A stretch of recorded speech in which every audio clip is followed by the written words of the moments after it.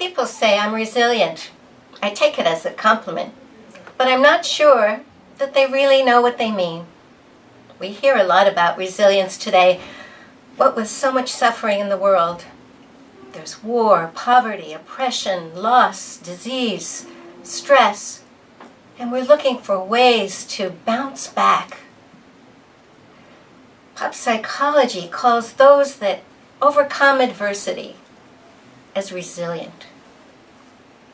But what does the dictionary say?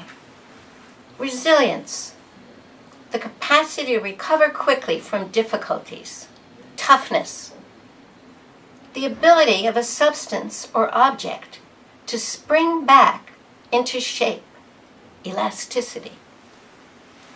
Just like an elastic band, resilience returns us to our former state.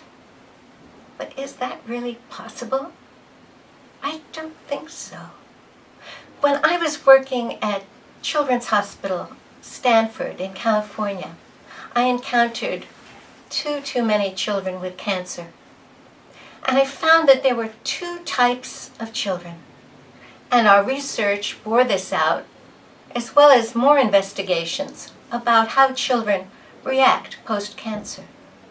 The first set, smiling, laughing, happy to be treated, somehow coping with the difficult treatments.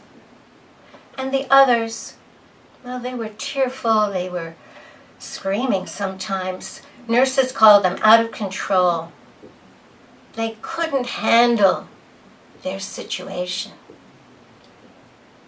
And yet, with their bald heads from chemotherapy and their black and blue bruises from radiation and their skinny limbs from all they had been through, to expect them to be resilient, to expect them to return to normal, is that really possible? I too was called resilient when my son died after a routine operation, but he reacted to the meds and painkillers, and he died.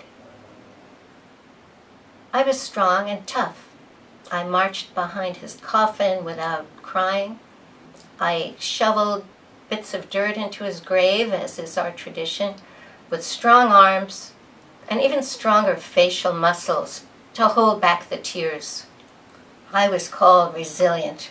But is that resilience? I don't think so.